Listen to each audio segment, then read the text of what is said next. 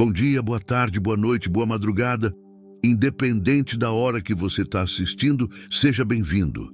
E comenta aí, de qual cidade você está vendo essa história? O ronco do motor era minha única companhia a 300 quilômetros. 17 anos na estrada e ainda não conseguia me acostumar com o silêncio que morava dentro da cabine. O rádio tinha pifado semana passada, ali perto de Montes Claros, e eu nem me dei ao trabalho de consertar. Pra quê? As músicas só faziam doer mais. Meu nome é João da Silva, como meio Brasil.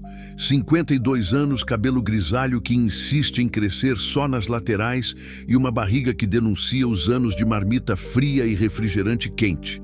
Não sou bonito, nunca fui, mas já fui feliz. Isso eu lembro bem. A BR-040 se esticava na minha frente como uma cicatriz no asfalto. Julho, no interior de Minas Gerais, é assim, seco, quente, com aquele cheiro de poeira que gruda na garganta e não sai nem com 1 litro de água. As cigarras cantavam nos eucaliptos da beira da pista, um som que sempre me lembrava da fazenda do meu pai. Antes de tudo dar errado, olhei no retrovisor e vi o que sempre via. Um homem cansado dirigindo um Scania que já rodou mais que político em ano de eleição. O caminhão era meu companheiro mais fiel, mais do que a ex-mulher, que me deixou por um vendedor de seguros de Uberlândia, mais do que meu filho, que não me liga há 3 anos, mais do que qualquer pessoa que já passou pela minha vida. A carga era simples, ração para gado saindo de Patos de Minas com destino a Montalvânia.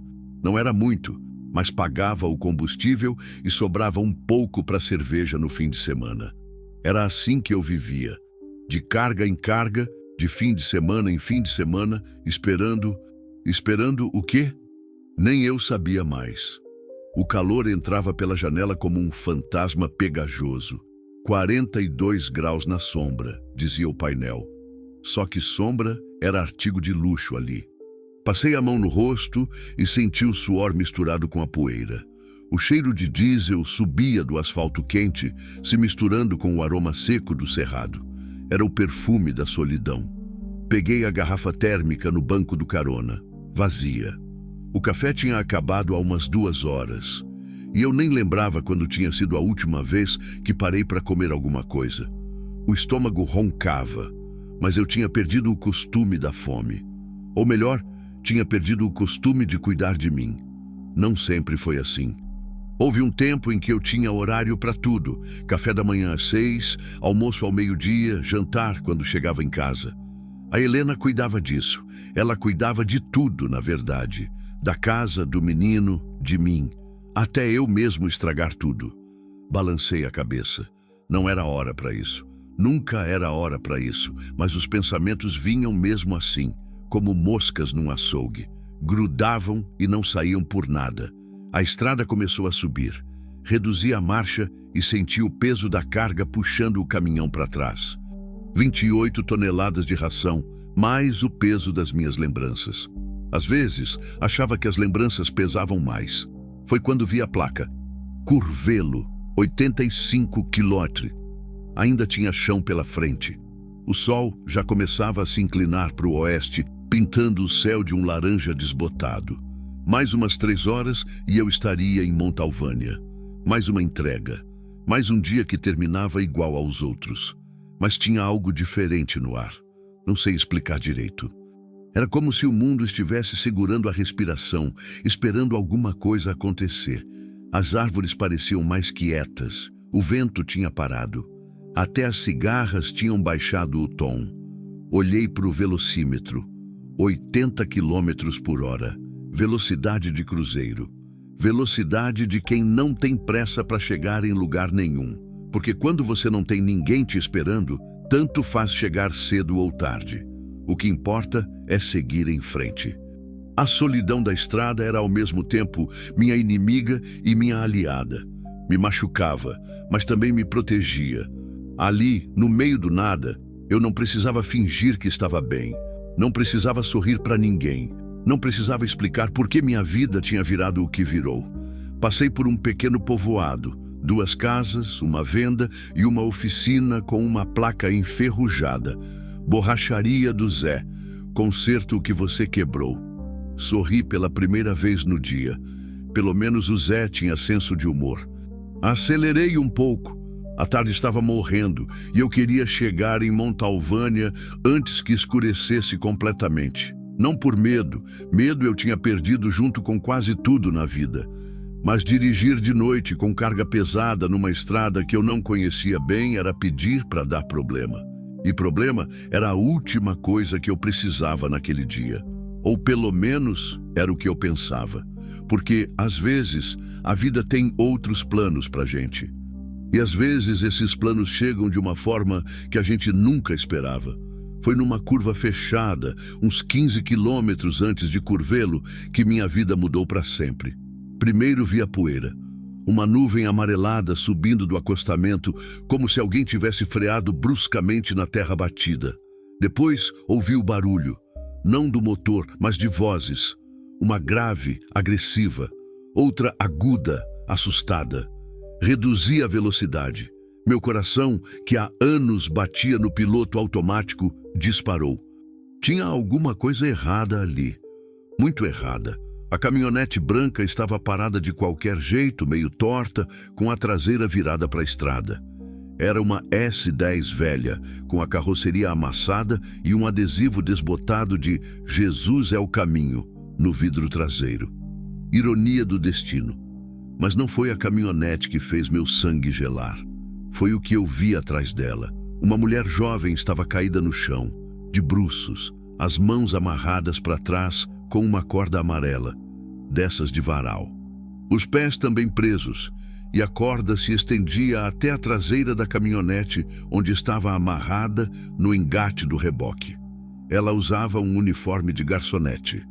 Camisa branca, saia preta, um avental com manchas que pareciam de molho de tomate.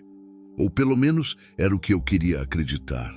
O cabelo castanho estava grudado no rosto suado, e mesmo à distância eu podia ver que ela tremia. Puxei o freio de mão com tanta força que ouvi o barulho do metal rangendo. O caminhão parou com um solavanco que quase me jogou no para-brisa. Não pensei, não planejei, só abri a porta e saltei. Foi quando vi o homem. Ele estava encostado na lateral da caminhonete, fumando um cigarro como se nada tivesse acontecendo. Devia ter uns 40 anos, gordinho, com uma camisa polo azul molhada de suor e um boné do Cruzeiro na cabeça. Parecia um cara comum, o tipo que você encontra em qualquer boteco do interior. Até olhar nos olhos dele. Eram olhos frios, sem piedade. Olhos de quem estava se divertindo com aquilo. "Ô, meu amigo", ele disse quando me viu se aproximando. "Pode passar direto, aqui não é da sua conta." Mas era. Não sei porquê, mas era. Caminhei até ficar bem na frente dele. Minha sombra cobriu seu rosto suado. Ele era mais baixo que eu, mas a maldade às vezes faz a gente parecer maior do que é. "Solta ela", eu disse. Minha voz saiu mais firme do que eu esperava. Ele riu, uma risada seca, sem humor. Chegou o herói da estrada. Debochou, jogando o cigarro no chão e pisando em cima. "Sabe de uma coisa, caminhoneiro? Essa daí aí aprendeu a não se meter onde não é chamada. E você vai aprender também." Foi quando ela me olhou. Os olhos dela eram castanhos, grandes, cheios de lágrimas que não tinham caído ainda. Mas não vi só medo naqueles olhos. Vi raiva, uma raiva controlada, inteligente. Como se ela estivesse planejando alguma coisa, mesmo naquela situação desesperadora. "Por favor", ela sussurrou, a voz rouca, machucada. Ele vai me matar." O homem deu um passo na minha direção. "Cala a boca, Lúcia", ele rosnou. "Já não falou demais?" Lúcia. Pelo menos agora eu sabia o nome dela. "Escuta aqui, amigão." O homem continuou apontando o dedo para o meu peito. "Você não conhece a história. Essa aí roubou de mim. Roubou muito. E ladrão tem que pagar. Do jeito que ela tá amarrada aí, quem parece ladrão é você", respondi. Ele riu de novo, mas dessa vez o riso não chegou nos olhos. Esperto, hein? Olhou para a caminhonete, depois para mim. Mas não esperto o suficiente para saber que é melhor não se meter em confusão. Por um segundo, pensei em voltar para o caminhão, em ligar o motor e seguir viagem, em fingir que não tinha visto nada. Seria mais fácil, mais seguro. Mas aí eu olhei para ela de novo. Lúcia tinha uns 20 e poucos anos. Podia ser filha de alguém, podia ser mãe de alguém. E estava ali, amarrada como um animal, esperando que alguém fizesse alguma coisa. E esse alguém era eu. Não, eu disse, plantando os pés no chão. Não vou deixar você machucar ela. O homem me estudou por alguns segundos, calculando, pesando as opções. Eu era maior que ele, mas não sabia se ele estava armado. Não sabia se tinha mais gente por perto. Não sabia de nada, na verdade. Mas sabia que não ia conseguir viver comigo mesmo se subisse no caminhão e fosse embora. Você está cometendo um erro, caminhoneiro, ele disse baixinho. Um erro muito grande. Pode ser, respondi, mas é meu erro para cometer. Ele ficou me encarando por mais alguns segundos. Depois cuspiu no chão, bem perto do meu pé. Tá bom, disse caminhando em direção à caminhonete. Mas isso não acaba aqui. Não mesmo. Subiu no carro, ligou o motor e saiu em disparada, levantando uma nuvem de poeira que me fez tossir. Quando a poeira baixou, eu estava sozinho na estrada com Lúcia. E foi aí que percebi que minha vida tinha acabado de tomar um rumo completamente diferente. O silêncio que seguiu a partida da caminhonete era diferente do silêncio da estrada. Era pesado, carregado de medo e alívio ao mesmo tempo. Meus ouvidos zuniam e por um momento pensei se tudo aquilo tinha mesmo acontecido. Até eu ouvir um soluço baixinho. Lúcia ainda estava no chão, amarrada, tremendo apesar do calor de rachar. Corri até ela, ajoelhei na terra quente e comecei a desamarrar as cordas. Minhas mãos, calejadas de tanto segurar volante, tremiam como folhas no vento. Calma, murmurei, mais para mim do que para ela. Já passou, já passou. Mas será que tinha passado mesmo? A corda estava apertada demais. Deixara marcas roxas nos pulsos dela e eu senti uma raiva surda subindo pelo peito. Que tipo de desgraçado faz uma coisa dessas? Peguei a canivete do bolso, a mesma que uso para descascar laranja há 15 anos, e cortei as cordas com cuidado. Quando suas mãos ficaram livres, ela as trouxe para frente devagar, massageando os pulsos machucados. Não disse nada por um tempo. Só ficou ali, sentada na poeira, olhando para as próprias mãos, como se não acreditasse que eram suas. Obrigada, ela sussurrou finalmente. A voz saía arranhada, como se tivesse gritado por horas. Eu pensei que... Não pensa nisso agora, interrompi. Vem, vamos sair daqui. Ajudei ela a se levantar. Era mais magra do que parecia de longe. E quando segurou meu braço para se equilibrar, senti que ela pesava quase nada. Era como ajudar uma criança perdida. O uniforme estava sujo de terra e rasgado na altura do joelho. O avental, que antes devia ser branco, estava amarelado de poeira e manchado. Mas eram os olhos que mais me chamavam a atenção. Grandes, castanhos, ainda brilhando de lágrimas não derramadas. E neles havia algo que eu reconhecia bem. O olhar de quem perdeu a fé no mundo. Consegue andar? Perguntei. Ela assentiu, mas quando deu o primeiro passo vacilou. Segurei seu braço com mais firmeza. Devagar, falei, sem pressa. Caminhamos até o caminhão. Cada passo dela parecia doer e eu me perguntava há quanto tempo ela estava amarrada daquele jeito. 1 hora? 2? A pele dela estava vermelha onde a corda tinha ficado e havia cortes pequenos nos joelhos, como se ela tivesse sido arrastada. Abri a porta do passageiro e a ajudei a subir. Ela se sentou com cuidado, como se qualquer movimento brusco pudesse quebrar alguma coisa dentro dela. Peguei uma garrafa de água que sempre deixo atrás do banco e ofereci.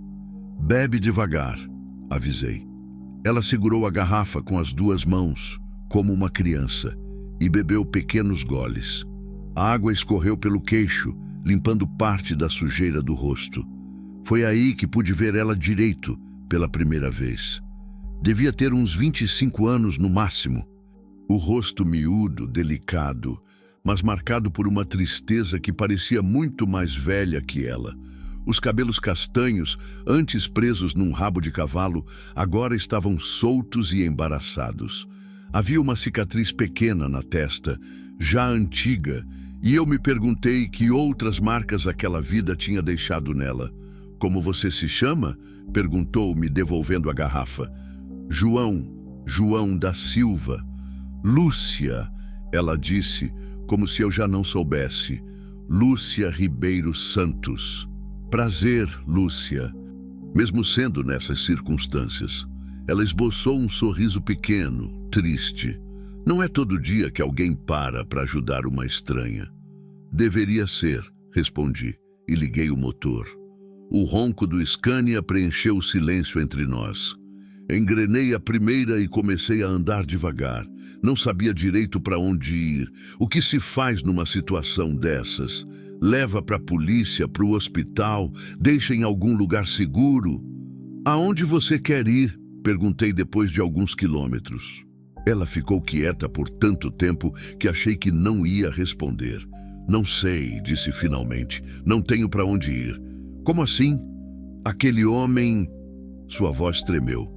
"Ele era meu patrão, dono do restaurante onde eu trabalhava e onde eu morava também. Tinha um quartinho nos fundos onde ele deixava os funcionários ficarem." "E agora?" "Agora?" Ela suspirou fundo. "Agora acho que não tenho mais nem trabalho nem casa." Olhei para ela pelo retrovisor interno. Estava olhando pela janela, mas não parecia estar vendo a paisagem. Parecia estar vendo algo muito mais distante, ou muito mais próximo. "O que aconteceu entre vocês?" perguntei. "Por que ele fez aquilo?" Ela demorou para responder. Quando falou, a voz saiu baixa, como se estivesse contando um segredo. "Eu vi coisas que não devia ter visto." E hesitou. "E tomei uma decisão que mudou tudo." "Que tipo de coisas?" "Coisas ruins, muito ruins." Esperei ela continuar, mas ela se fechou de novo. Ficamos rodando em silêncio por mais uns 15 minutos. Eu tentava processar tudo o que tinha acontecido. 1 hora atrás, eu era só mais um caminhoneiro solitário levando ração para Montalvânia. Agora, tinha uma mulher ferida na cabine, um cara perigoso que sabia quem eu era e uma história que eu não entendia direito. Mas uma coisa eu sabia: não podia simplesmente largar ela em qualquer lugar e seguir viagem. Não depois do que vi, não depois de olhar naqueles olhos. "Você tem família?" perguntei. "Alguém que possa ajudar?" "Minha mãe morreu quando eu tinha 15 anos. Ela disse, ainda olhando pela janela. "Meu pai... Bem, meu pai nunca existiu de verdade. Tenho uma tia em Belo Horizonte, mas a gente não se fala há anos, desde que eu saí de casa." "Por que saiu?" "Porque qualquer menina de 18 anos sai de casa. Porque achava que o mundo lá fora era melhor do que era em casa." Ela riu, mas não era um riso feliz. Que idiota eu era. Não era idiota, era jovem. Dá no mesmo às vezes. Passei por uma placa, Curvelo, 35 quilômetros. O sol estava começando a se pôr, pintando o céu de laranja e roxo. Daqui a pouco seria noite e eu ainda não sabia o que fazer com Lúcia. "Posso te perguntar uma coisa?" ela disse de repente. "Claro. Por que você parou?" "A maioria das pessoas teria seguido viagem." "Não sei," respondi. E era verdade. Acho que não conseguiria viver comigo mesmo se não parasse. Mesmo correndo risco. Ela ficou me estudando por um tempo. "Você tem família?" perguntou. "Tive, mulher e um filho. Mas isso foi há muito tempo." "O que aconteceu?" "A mesma coisa que sempre acontece. Eu estraguei tudo." Ela não perguntou como, e eu fiquei grato por isso. Não estava pronto para contar aquela história. Talvez nunca estivesse. Chegamos num posto de gasolina, na entrada de Curvelo. Não era grande coisa. 2 bombas, uma loja de conveniência e um restaurante que parecia ter visto dias melhores. Mas tinha luz, tinha gente e parecia seguro. Estacionei longe das bombas e desliguei o motor. Vamos parar aqui, disse. Você precisa comer alguma coisa e eu preciso pensar. Eu não tenho dinheiro, ela disse baixinho. Não se preocupa com isso. Mas eu não posso aceitar. Você já fez demais. Lúcia, eu disse me virando para olhar para ela, você quase morreu hoje. Deixa eu cuidar do jantar, tá bom? Ela me olhou por um longo momento, depois assentiu. Tá bom. Obrigada, João. Disponha. Descemos do caminhão juntos. Ela ainda estava meio cambaleante, mas conseguia andar sozinha. Entramos no restaurante do posto. Um lugar simples, com mesas de fórmica e cadeiras de plástico. Cheirava a óleo de fritura e café velho, mas era limpo e bem iluminado. Escolhemos uma mesa no fundo, longe da porta. Lúcia se sentou de costas para a parede, onde podia ver toda a entrada. Instinto de sobrevivência, pensei. O que você quer comer? Perguntei, olhando o cardápio plastificado. Qualquer coisa. Não estou com muita fome. Você precisa comer, insisti. Quando foi a última vez? Ela pensou. Ontem de manhã, um pão com café. Então você vai comer direito agora. Pedi 2 pratos feitos. Arroz, feijão, carne de panela, batata frita e salada. Comida simples, mas que enche o bucho. E 2 refrigerantes bem gelados. Enquanto esperávamos, ficamos em silêncio. Ela olhava para as próprias mãos, mexendo nos pulsos machucados. Eu olhava para ela, tentando entender como uma pessoa tão nova podia parecer tão perdida. Posso te fazer uma pergunta? Eu disse. Pode. Que tipo de coisa você viu que deixou seu patrão tão nervoso? Ela levantou os olhos e me encarou. Por um momento, pensei que ela não ia responder. Depois, suspirou fundo. Coisas que poderiam colocar ele na cadeia por muito tempo, disse. E talvez outras pessoas também. Que tipo de coisas? O restaurante onde eu trabalhava. Ela hesitou. Não era só um restaurante. Era uma fachada. Eles lavavam dinheiro por lá. Dinheiro sujo. Muito dinheiro. Como você descobriu? Por acaso. Eu fui limpar a sala onde ficavam os computadores e vi um monte de tela aberta. Planilhas com números enormes, nomes que eu conhecia de jornal, políticos, empresários e quantias que não faziam sentido para um restaurante de beira de estrada. O garçom trouxe nossa comida. Lúcia pegou o garfo com cuidado, como se doesse segurar qualquer coisa. Comeu devagar, pequenas garfadas, mas comeu. Isso já era um alívio. E aí? Perguntei depois de alguns minutos. Aí eu fiz a coisa mais burra da minha vida. Ela disse, sem parar de comer. Decidi fazer alguma coisa a respeito. O quê? Copiei os arquivos. Tudo. Coloquei num pendrive e escondi. Meu garfo parou no meio do caminho para a boca. Você ainda tem isso? Ela parou de comer e me olhou nos olhos. Tenho. E é por isso que ele queria me matar. Porque sabia que eu tinha provas de tudo. E onde estão essas provas? Ela levou a mão ao avental sujo e rasgado. Com cuidado, desfiou uma parte do forro e tirou de dentro uma pequena costura que eu nem tinha notado. De lá, saiu um pendrive pequeno, preto, comum. Aqui, disse, toda a operação.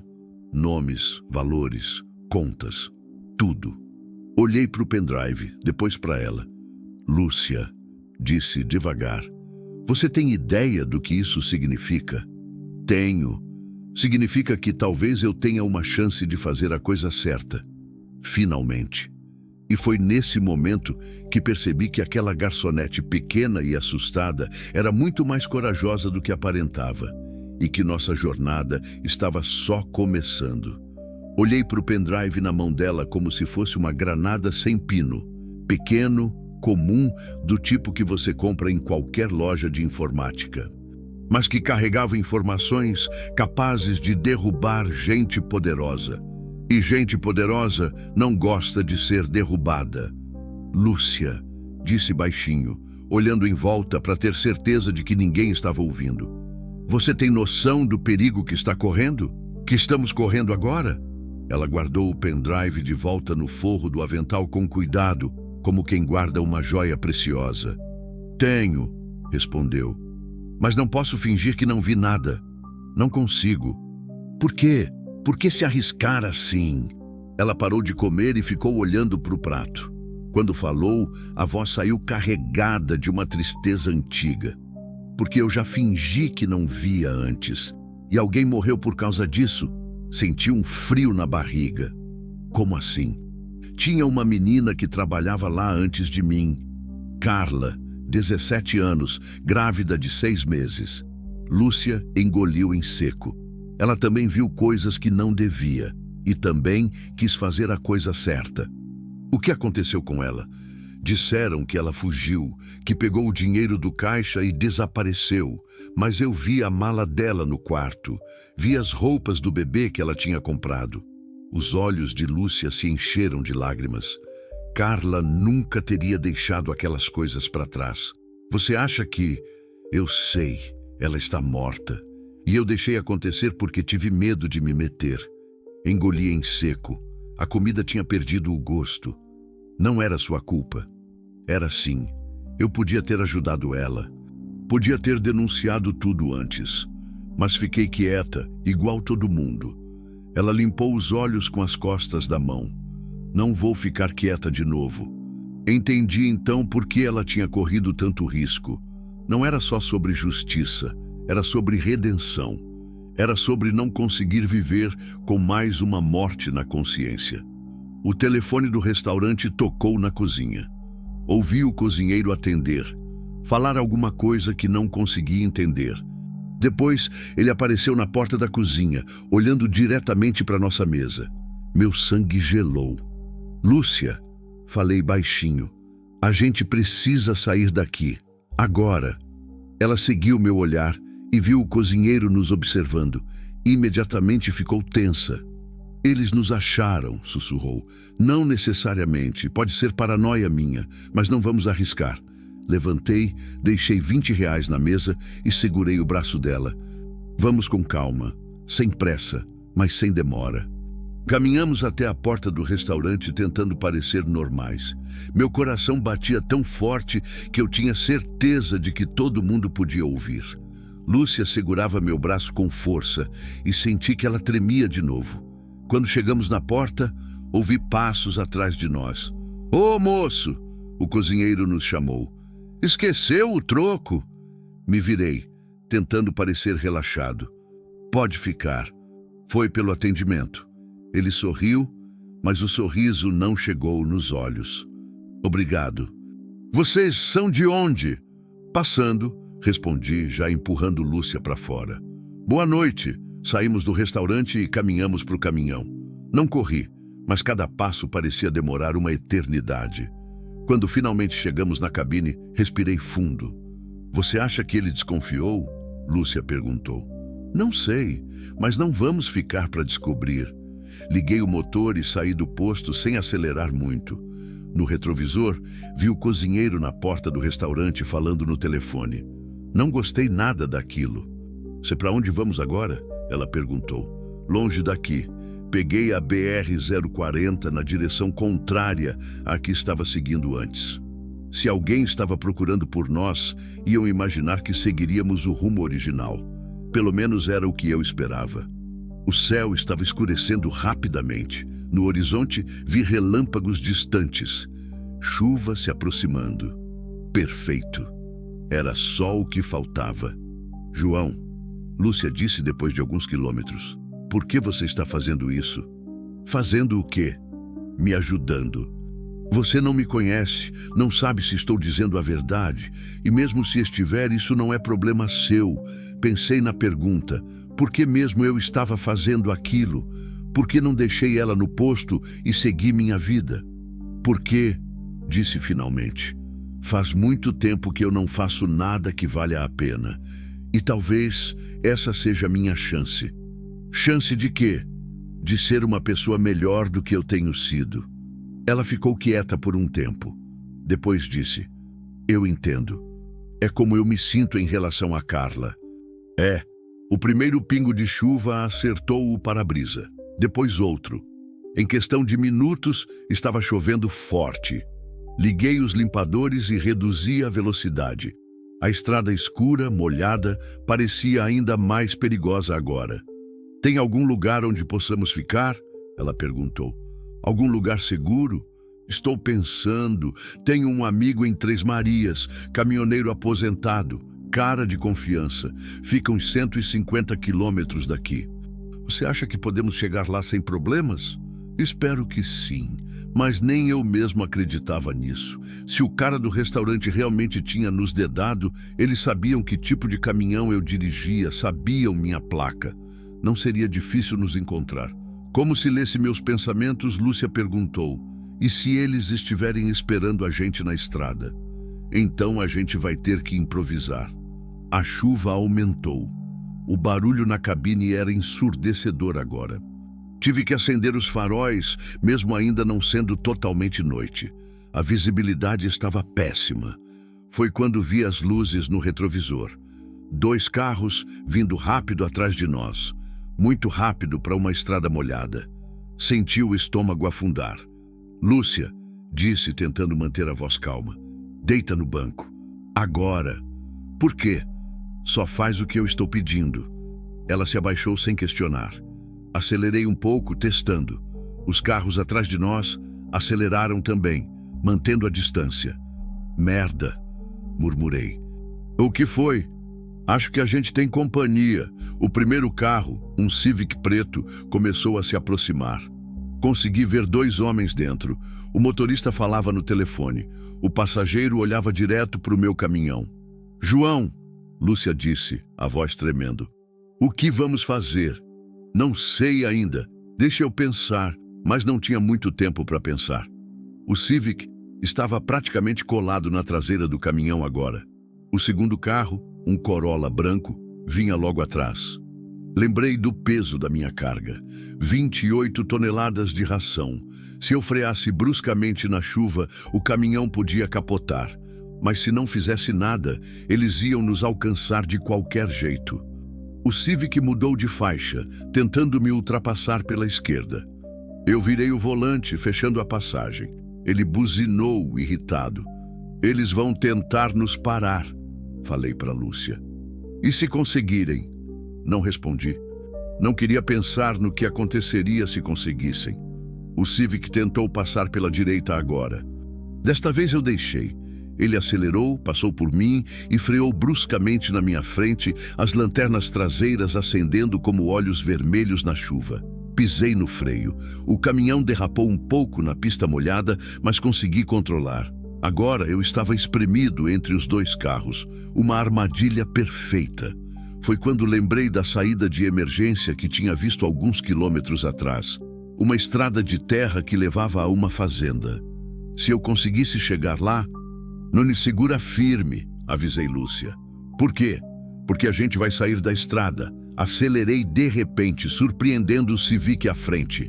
Ele não esperava que eu avançasse. Ganhei alguns metros preciosos. Vi a placa.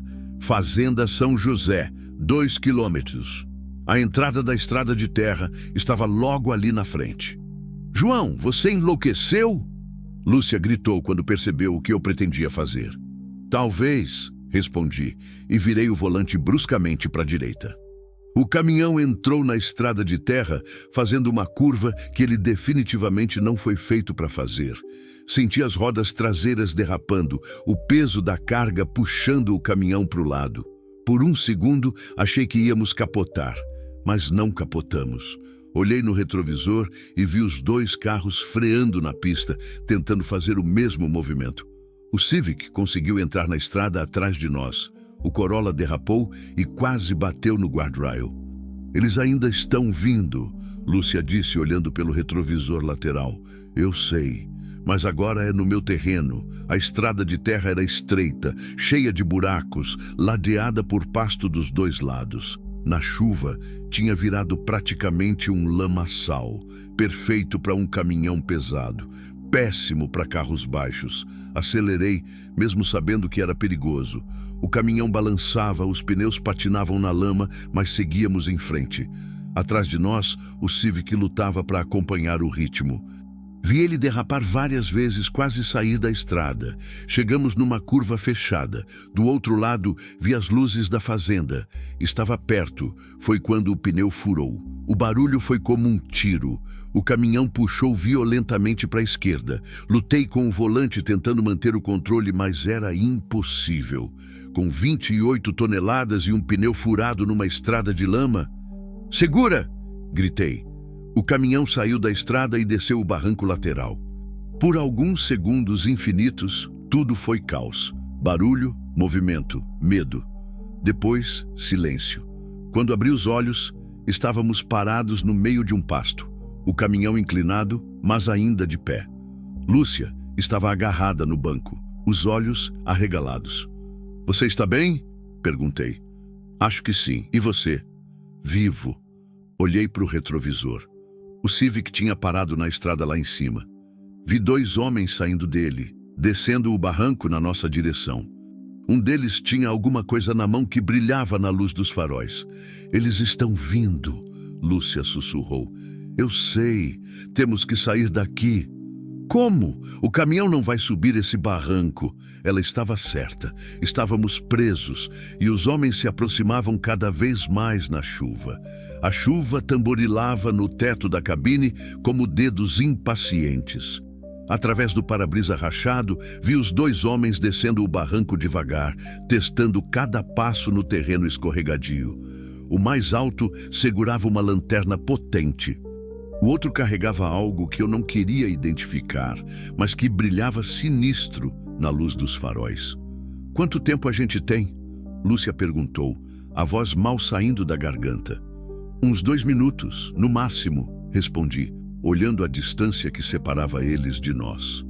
"E para onde a gente vai correr?" Ela olhou em volta. Pasto aberto dos 2 lados, nenhuma árvore grande para se esconder. E a cerca da fazenda ainda longe demais. "Não vamos correr", disse, e ela me olhou como se eu tivesse enlouquecido. "Como assim?" "Eles esperam que a gente corra, que entre em pânico." Abri o porta-luvas e peguei a lanterna pequena que sempre carrego. "Vamos fazer diferente." "O quê?"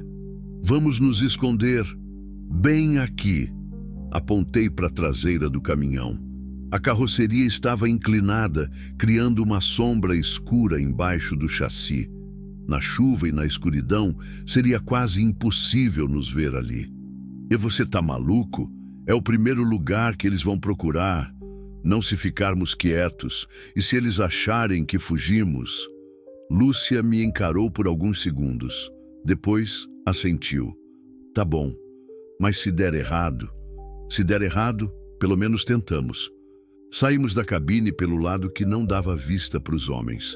A chuva nos encharcou em segundos. Era uma chuva densa, daquelas que cai como cortina, limitando a visibilidade a poucos metros. Pelo menos isso jogava a nosso favor. Rastejamos para debaixo do caminhão. O chão estava lamacento, frio, cheio de pedrinhas que machucavam os joelhos. Lúcia tremia, não sabia se de frio ou de medo, provavelmente os 2. "Fica quieta", sussurrei no ouvido dela. "Nem respira alto." Ela assentiu e se encolheu contra mim. Senti o cheiro de shampoo no cabelo dela misturado com o cheiro de terra molhada e diesel. Um contraste estranho que me fez lembrar de quando meu filho era pequeno e se escondia debaixo da cama quando tinha pesadelo. A mesma sensação de vulnerabilidade e medo. Ouvi vozes se aproximando. "Tem que estar por aqui", dizia uma voz grave, meio rouca. "O caminhão não pode ter ido longe com o pneu furado." "Devia ter trazido mais gente", respondeu outra voz, mais jovem. "Se eles fugiram a pé nessa chuva..." "Não fugiram. Olha as pegadas." Meu sangue gelou. Pegadas. Claro que tinha pegadas. Na lama, na chuva. Era impossível não deixar rastros. Vi as botas dele se aproximando. 2 lanternas varrendo o chão. seguindo as marcas que tínhamos deixado. Em alguns segundos, eles chegariam até nós. Foi quando ouvi outro som, latidos, cachorros vindo na direção da fazenda e se aproximando rápido. Merda, resmungou a voz grave. Tem cachorro nessa fazenda. E daí? E que cachorro de fazenda não gosta de estranho? E eu não vim aqui para brigar com cachorro. Os latidos ficaram mais altos, mais próximos. Por entre as pernas do caminhão, vi duas sombras grandes correndo na nossa direção. Pastores alemães, pelo tamanho. Mano, vamos embora, disse a voz jovem. Daqui a pouco o dono da fazenda aparece também. E deixar eles escaparem. A gente volta amanhã de manhã, com mais gente, com jeito certo de fazer as coisas. Houve uma pausa. Os cachorros chegaram perto do caminhão, farejando, ainda latindo. Um deles passou bem perto de onde estávamos escondidos. Senti Lúcia segurando a respiração. Tá bom, disse a voz grave, finalmente. Mas amanhã a gente resolve isso de vez. Ouvi os passos se afastando, subindo o barranco de volta. Os motores dos carros ligaram e foram embora. Só então percebi que estava segurando a respiração também. Eles se foram? Lúcia sussurrou. Por enquanto, esperamos mais alguns minutos antes de sair de debaixo do caminhão. Os cachorros continuavam por perto, mas agora pareciam mais curiosos que agressivos. Um deles, um pastor alemão grande, chegou perto e farejou minha mão estendida. Oi, menino, falei baixinho. Obrigado pela ajuda. Ele abanou o rabo. João, Lúcia disse, tirando lama do cabelo. Eles disseram que voltam amanhã. Ouvi. Com mais gente. Também ouvi. E agora? Olhei para o caminhão inclinado. O pneu traseiro direito estava completamente furado. Sem guincho, sem ajuda profissional, aquele caminhão não saía dali tão cedo. Agora a gente precisa de ajuda, disse. Como se fosse uma resposta às minhas palavras, uma luz apareceu no alto da colina. Uma lanterna se aproximando, depois outra. E vozes. Tem alguém aí embaixo? Gritou uma voz de homem, mais velha. Olhei para Lúcia. Ela estava ensopada, com medo, mas assentiu. Estamos aqui, gritei de volta. Precisamos de ajuda. Dois homens desceram a colina. O primeiro era um senhor de uns 60 anos, cabelo branco, vestindo capa de chuva. O segundo era mais novo, filho dele, talvez, carregando uma lanterna mais potente. Meu Deus, disse o mais velho quando chegou perto. Vocês estão bem? O que aconteceu? Pneu furou na chuva. Menti. Perdemos o controle. Ele olhou para o caminhão, depois para nós dois, encharcados e sujos de lama. Venham, disse. Vamos para casa primeiro. Depois a gente vê o que fazer com o caminhão. Não queremos incomodar, Lúcia disse. Incomodar nada, menina. Tá chovendo, vocês estão molhados e já passa da meia-noite. Minha mulher nunca me perdoaria se eu deixasse vocês aqui. O homem se apresentou como seu Antônio, dono da fazenda São José. O filho se chamava Carlos. Pessoas simples, do bem, que ofereciam ajuda sem fazer perguntas. O tipo de gente que ainda existe no interior, graças a Deus. Subimos até a casa. Uma construção antiga, bem cuidada, com varanda grande e luz amarela nas janelas. Dona Maria, mulher do seu Antônio, nos recebeu com toalhas secas e café quente. Coitados, ela disse maternalmente. Olha como vocês estão. Vão tomar um banho quente e depois a gente conversa. Enquanto Lúcia tomava banho, eu contei para o seu Antônio uma versão editada da história. Disse que éramos namorados, que estávamos viajando, que tivemos azar com o tempo. Ele pareceu acreditar. O caminhão vai ter que ficar aí até amanhã, ele disse. Com essa chuva, é impossível tirar ele de lá hoje. Mas de manhã eu chamo o Zé da Guincho. Ele resolve qualquer coisa. Obrigado, seu Antônio. O senhor está salvando nossa vida. Imagina, é assim que se faz. Lúcia voltou do banho com uma roupa emprestada da filha de Dona Maria. Calça jeans e blusa rosa, um pouco grandes para ela, mas secas e limpas. Parecia uma pessoa diferente, mais nova, mais frágil. Melhor? Perguntei. Muito melhor, obrigada. Dona Maria preparou um quarto para nós. Na verdade, 2 quartos. Ela assumiu que éramos casados, mas foi discreta o suficiente para preparar camas separadas por causa do calor. Vocês descansem, disse. Amanhã a gente vê o caminhão. Quando ficamos sozinhos, eu e Lúcia nos sentamos na varanda. A chuva tinha diminuído e agora era só uma garoa fina. O cheiro de terra molhada subia do pasto, misturado com o aroma de café que ainda pairava na casa. João, ela disse depois de um tempo, fala. Obrigada por tudo. Você não precisa agradecer. Preciso sim. Você arriscou sua vida por uma estranha. Perdeu seu caminhão por minha causa. O caminhão não está perdido e você não é mais uma estranha. Ela me olhou de um jeito que não consegui decifrar. O que vamos fazer amanhã? Perguntou. Não sei ainda. Primeiro vamos ver se conseguimos tirar o caminhão de lá. Depois, suspirei. Depois vamos ter que decidir o que fazer com aquele pendrive. Eu já decidi, ela disse, firme. Vou entregar para a polícia. E se eles tentarem te impedir? Então a gente vai ter que ser mais esperto que eles. Ficamos em silêncio por alguns minutos. O som da chuva era relaxante, quase hipnótico. Pela primeira vez desde que tudo começou, senti uma paz estranha, como se ali naquela fazenda perdida no meio do nada, fôssemos só 2 pessoas normais, descansando depois de um dia difícil. Posso te perguntar uma coisa? Lúcia disse. Claro, por que sua família te deixou? A pergunta me pegou desprevenido. Pensei em não responder, em mudar de assunto. Mas alguma coisa no jeito dela perguntar, na sinceridade dos olhos dela, me fez querer contar. Porque eu bebia, disse simples assim. Bebia demais, todo dia. E quando se bebe demais todo dia, você para de ser o homem que sua família merece. Você ainda bebe? Parei faz 3 anos. Tarde demais para salvar meu casamento, mas não tarde demais para me salvar. E seu filho? Meu filho, a voz me falhou. Meu filho não quer mais saber de mim, e eu não posso culpar ele por isso. Você já tentou conversar com ele? Várias vezes. Ele não atende minhas ligações. Talvez se você fizesse alguma coisa que mostrasse que mudou de verdade. Como o quê? Como ajudar alguém que precisa? Como fazer a coisa certa mesmo quando é perigoso? Olhei para ela. Havia algo nos olhos dela que eu não tinha visto antes. Esperança, talvez. Ou fé. Você acha que isso que estou fazendo... Acho que você já não é mais o mesmo homem que decepcionou sua família. E talvez seu filho precise ver isso. Engoli em seco.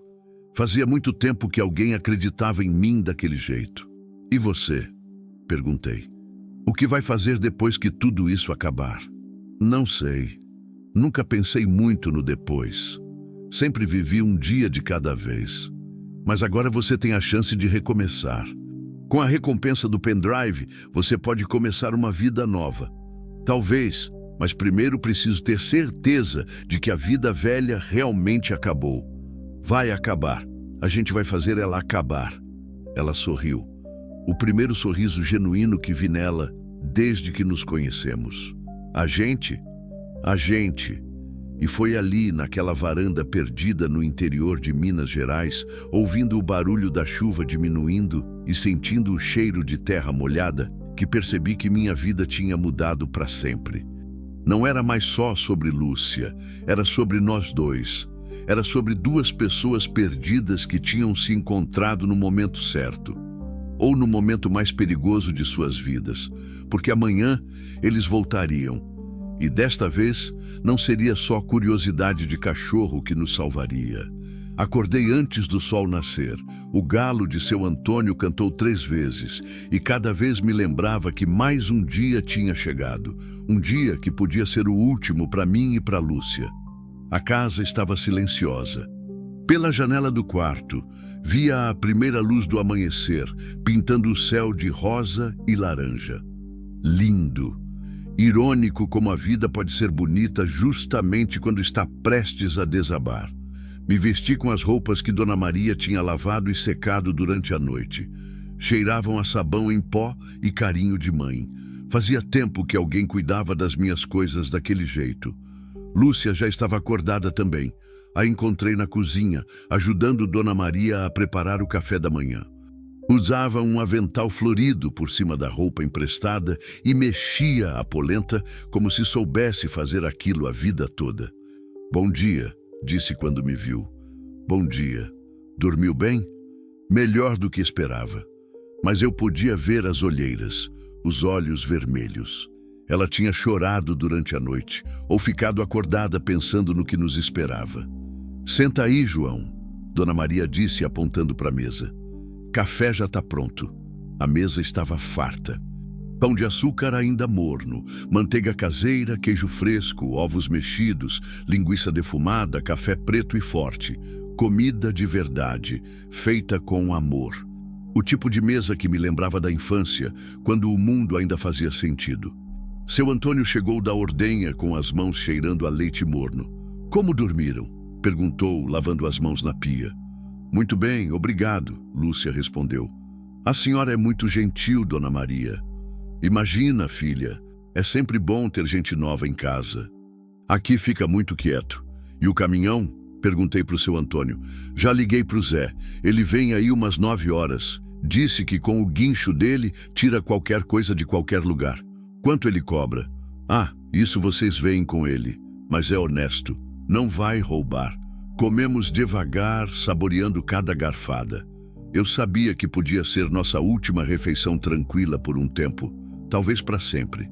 "Vocês têm pressa?" Dona Maria perguntou. "Porque se quiserem ficar mais um pouco..." "Infelizmente temos que ir", Lúcia disse.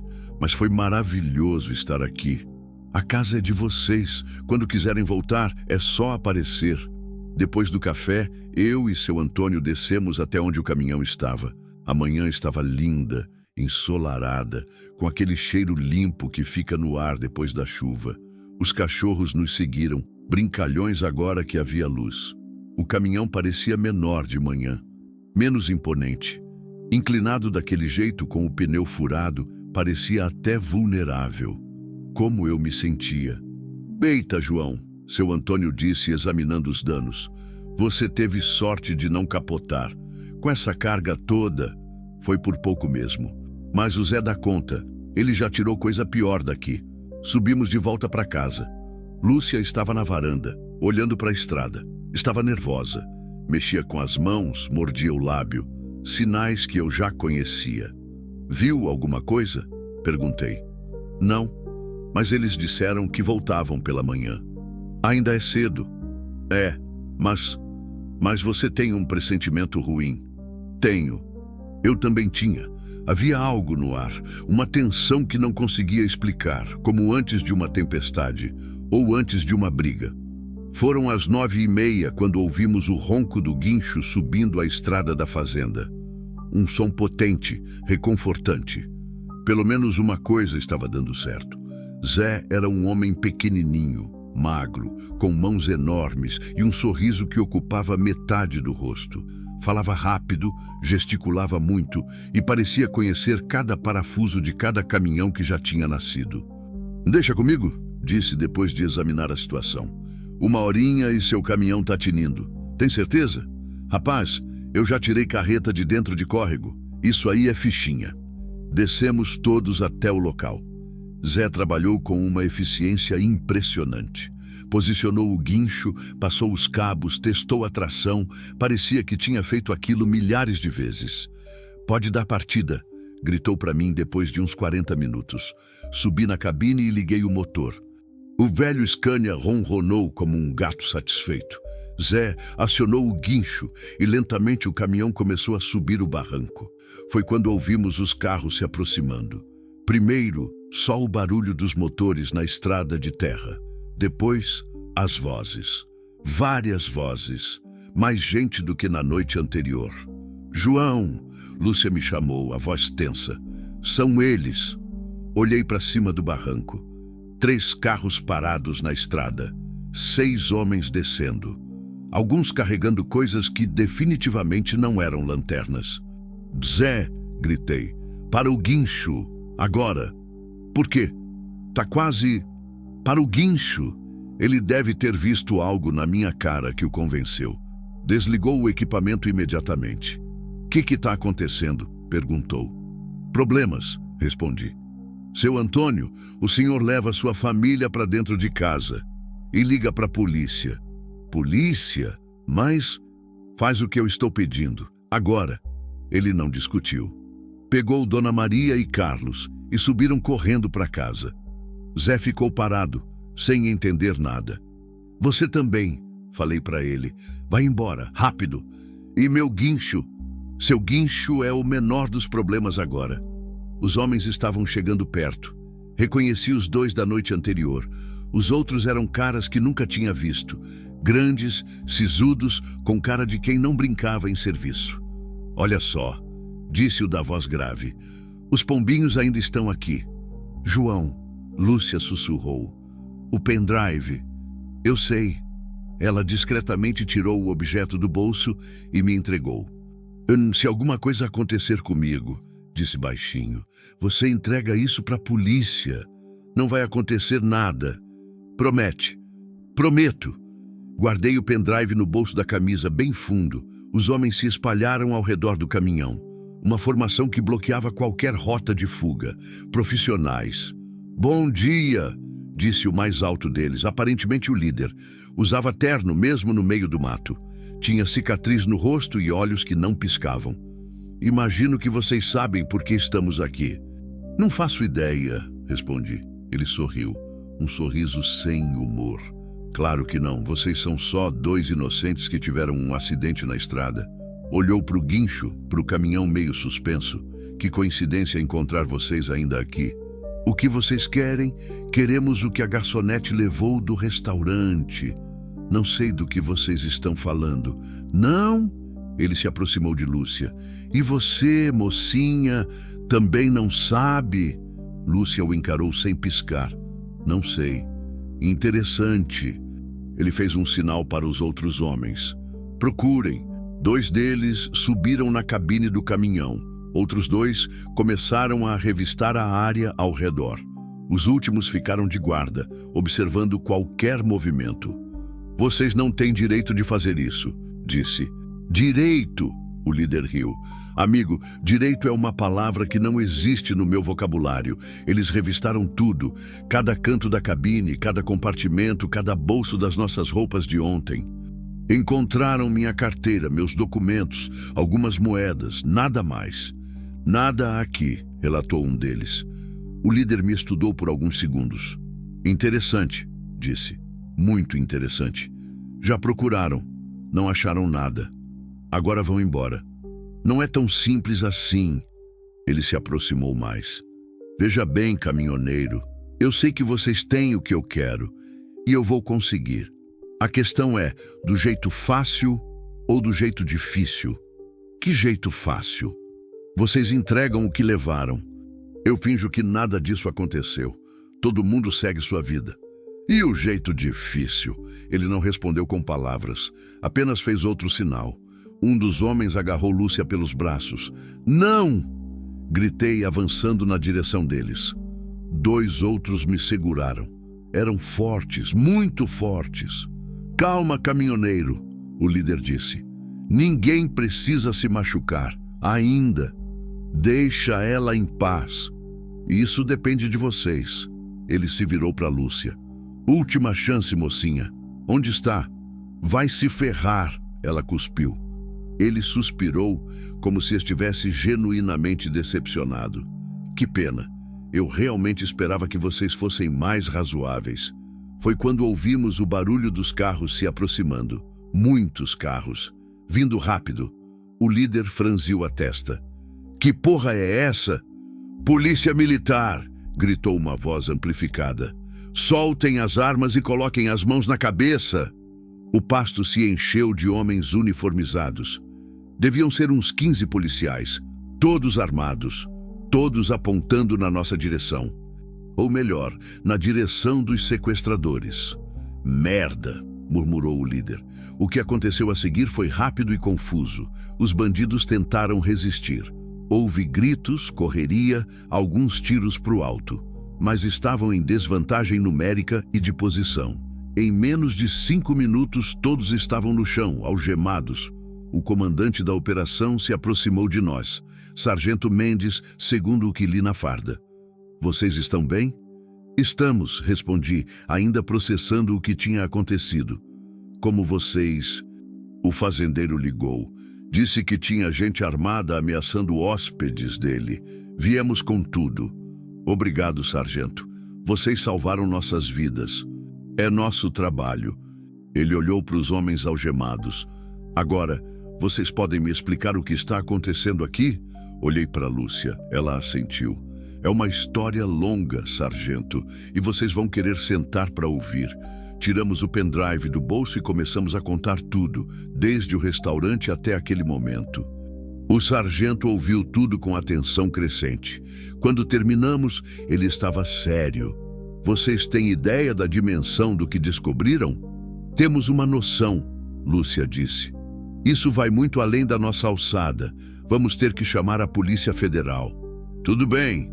Estamos prontos para colaborar. Enquanto esperávamos a chegada dos federais, Zé conseguiu terminar de tirar o caminhão do barranco. O Scania estava inteiro, funcionando perfeitamente. Milagre. Seu caminhão está novo em folha, ele disse, orgulhoso. Pode rodar tranquilo. Obrigado, Zé. Quanto eu devo? Nada, rapaz. Depois da emoção que vocês me deram, tá pago. Foram quase 3 horas até a Polícia Federal chegar. 2 agentes especiais, trajados a rigor mesmo no meio do mato. Ouviram nossa história, examinaram o pendrive, fizeram 1000 perguntas. Vocês vão ter que ir para Belo Horizonte, disse o agente Silva. Prestar depoimento formal, colaborar com a investigação. Por quanto tempo? Difícil dizer. Pode ser dias, pode ser semanas. Depende do que encontrarmos nesse pendrive. E nossa segurança. Vocês entrarão no programa de proteção a testemunhas, temporariamente. Olhei para Lúcia. Ela parecia aliviada e assustada ao mesmo tempo. Significa que acabou? Ela perguntou.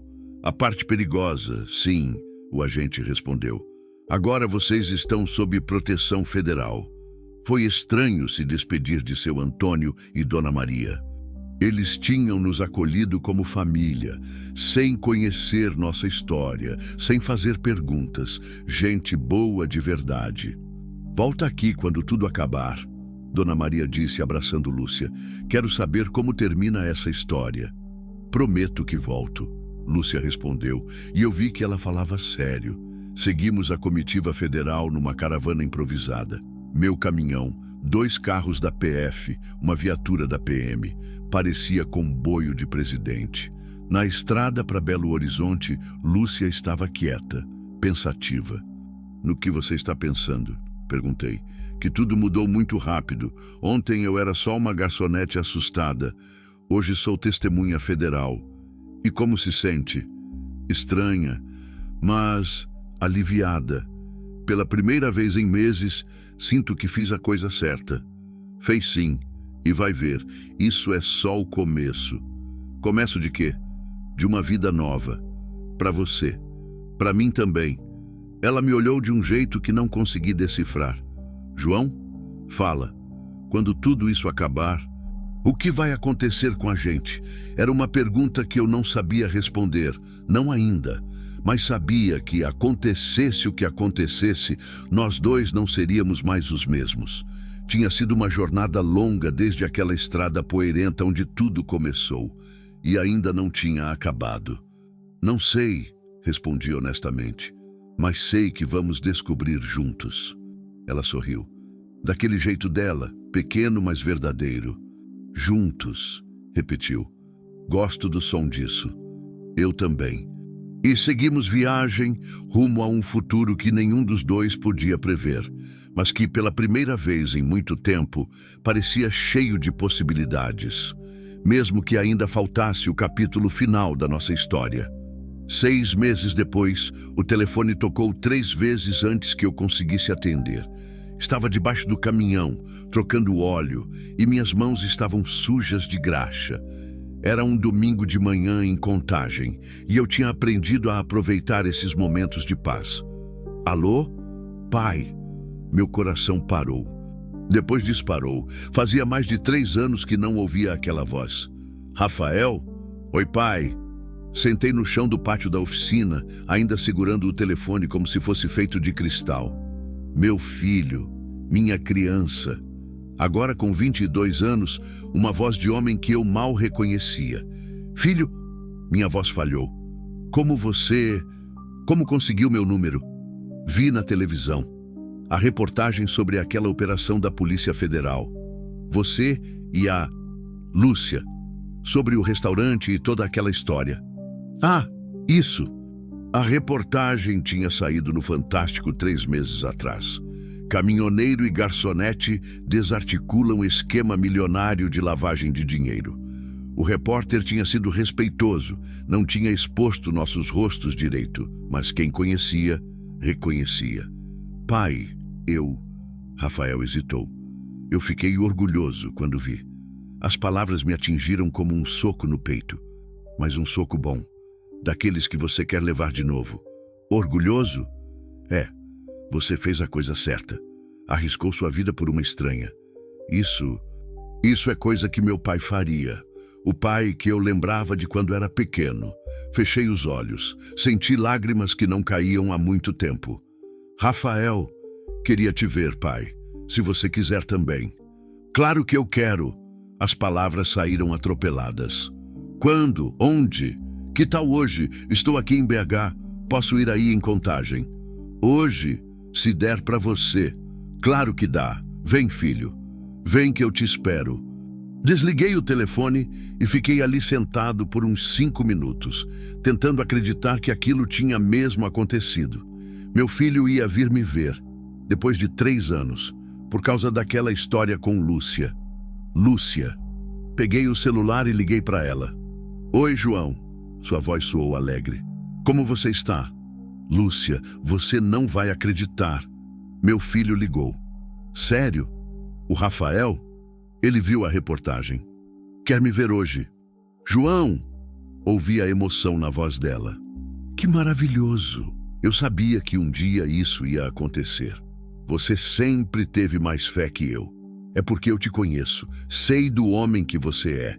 Desde que tinha terminado o processo com a Polícia Federal, eu e Lúcia nos falávamos quase todo dia. Ela tinha decidido ficar em Belo Horizonte, usar parte da recompensa para estudar. Estava fazendo psicologia na PUC. Queria ajudar outras pessoas como ela, que tinham passado por traumas. Eu tinha voltado para o caminhão, mas agora era diferente. Tinha comprado uma carga refrigerada, fazia rotas fixas entre BH e São Paulo. Ganhava melhor, viajava menos, bebia 0 álcool há 8 meses. Era uma vida nova mesmo. Você quer que eu vá aí? Ela perguntou. Para te dar apoio moral? Não. Obrigado, mas acho que é melhor eu e ele conversarmos sozinhos primeiro. Tem razão, mas me liga depois, tá? Quero saber tudo. Ligo. João, fala. Estou muito feliz por você. Eu sei. Obrigado por tudo. Você não precisa agradecer. Somos família agora. Família. Era assim que a gente se sentia mesmo. Não namorados, não amigos. Família. 2 pessoas que tinham se salvado mutuamente e agora cuidavam uma da outra à distância. Desliguei e corri para tomar um banho. Minha casa em Contagem não era grande coisa, uma kitnet mobiliada perto da rodoviária, mas era limpa, organizada, sem uma gota de álcool. Um lugar onde eu podia receber meu filho sem vergonha. Rafael chegou 2 horas depois. Quando abri a porta, levei um susto. Ele tinha crescido. Estava mais alto que eu agora, barba feita, cabelo cortado social. Parecia um homem. Oi, pai. Oi, filho. Ficamos nos olhando por alguns segundos, sem saber direito o que fazer.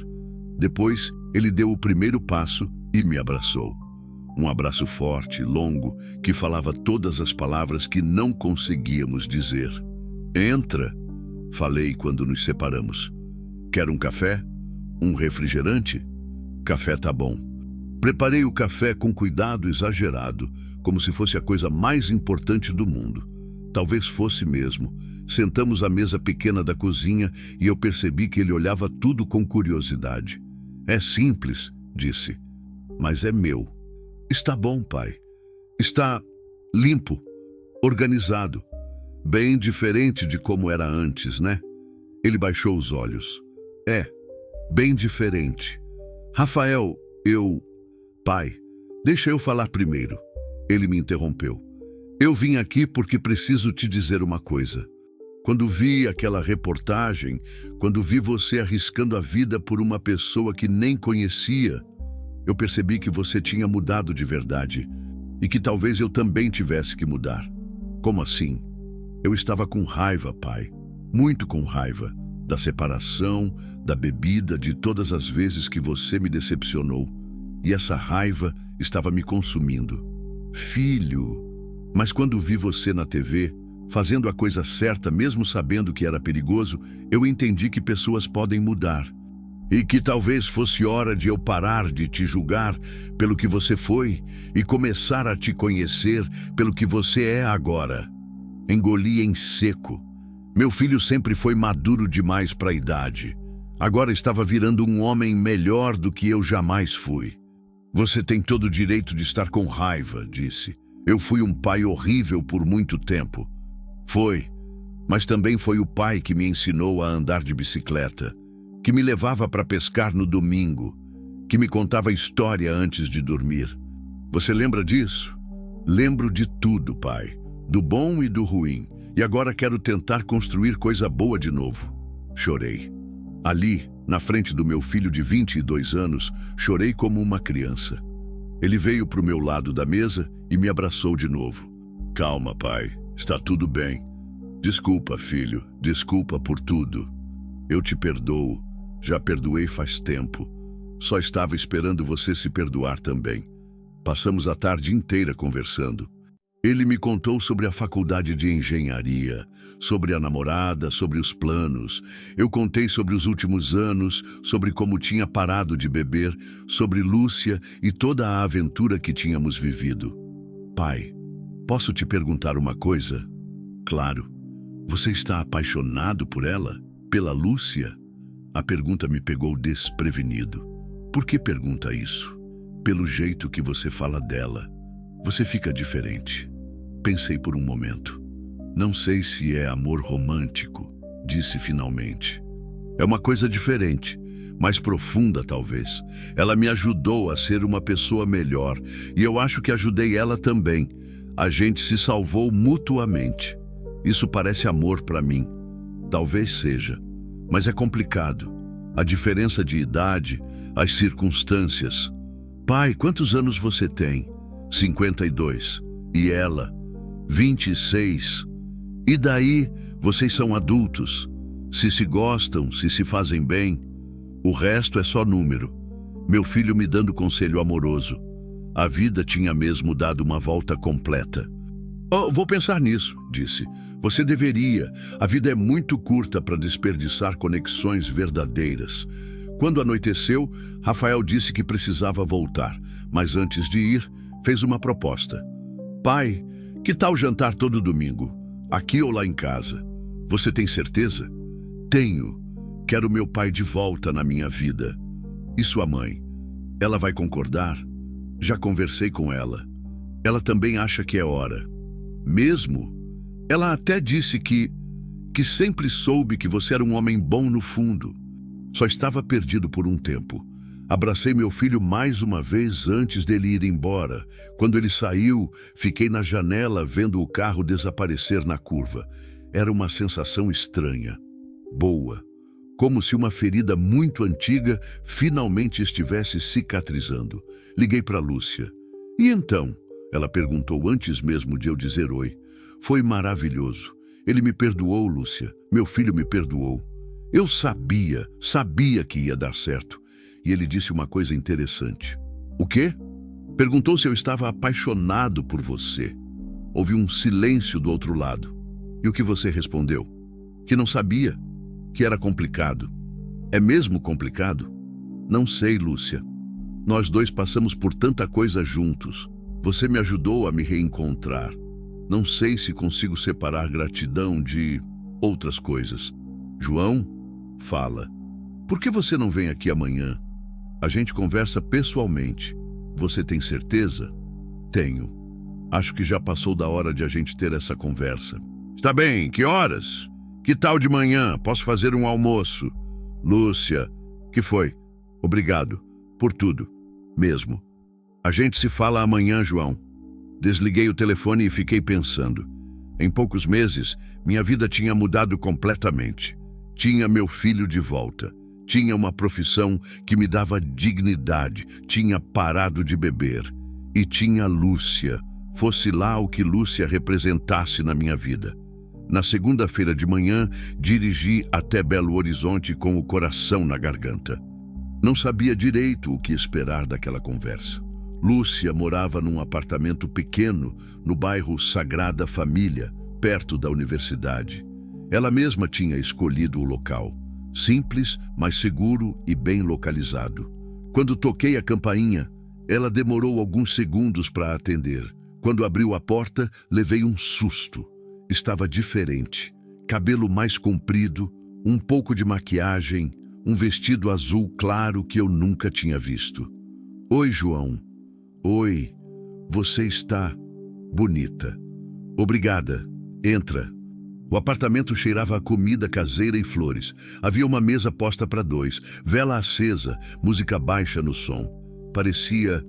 Lúcia, isso é um encontro? Ela sorriu, daquele jeito tímido que eu conhecia bem. Talvez, se você quiser que seja. Mas... João, senta aqui. Ela me puxou para a mesa. Deixa eu falar uma coisa.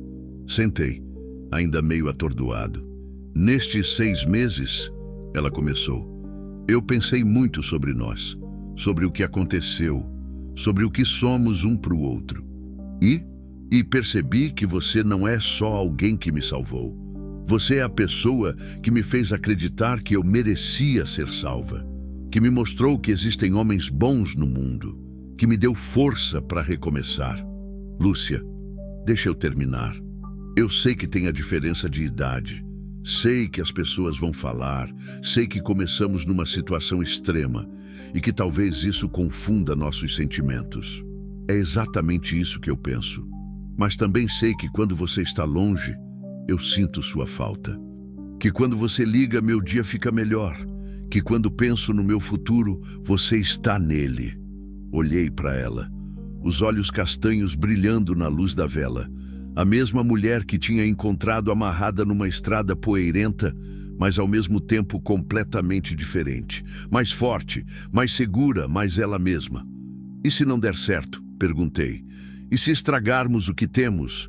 E se der certo? E se descobrirmos que isso que sentimos é real? Você tem certeza do que está fazendo? Tenho. Ela segurou minha mão por cima da mesa. João, você me deu uma vida nova. Agora quero construir essa vida com você. Mesmo eu sendo velho, você não é velho. Você é experiente, maduro, sabe o que quer da vida. E o que eu quero é você.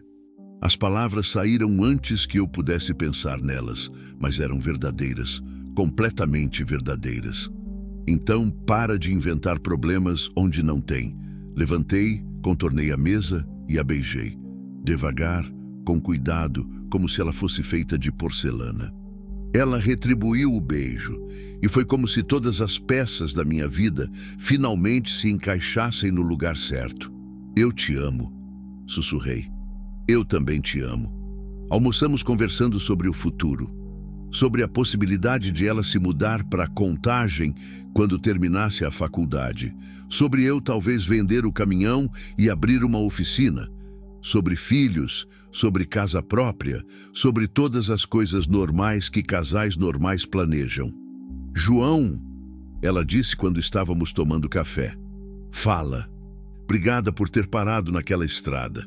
Obrigado por ter me dado uma razão para parar. A gente se salvou mesmo, né? A gente se salvou. 6 meses depois disso, Nos casamos numa cerimônia pequena em Contagem. Rafael foi meu padrinho. A filha da Dona Maria foi dama de honra de Lúcia. Seu Antônio e a família vieram de Três Marias para a festa. Até o Zé do Guincho apareceu. A reportagem sobre nosso casamento saiu no jornal local. Caminhoneiro que desarticulou esquema criminoso se casa com a mulher que salvou na estrada. Título meio sensacionalista, mas verdadeiro. Hoje, 2 anos depois, temos uma oficina em Contagem. Ela terminou psicologia e montou um consultório ali perto. Atende pessoas que passaram por traumas, especialmente mulheres. Já ajudou dezenas de pessoas a reconstruir suas vidas. Eu conserto caminhões e dou conselhos para caminhoneiros mais novos. Rafael vem jantar todo domingo, às vezes traz a namorada. Ele e Lúcia se deram muito bem desde o primeiro dia. Ela tem jeito com pessoas, sempre teve. Às vezes, quando estou trabalhando debaixo de um caminhão, penso naquele dia na estrada. Se eu não tivesse parado, se tivesse seguido viagem, se tivesse fingido que não vi nada. Lúcia sempre diz que o destino nos colocou um no caminho do outro naquele momento exato, que era para ser. Eu não sei se acredito em destino, mas sei que tomei a decisão certa, porque às vezes salvar alguém é a única maneira de se salvar. E às vezes, parar no meio da estrada é exatamente o que você precisa para encontrar o caminho certo.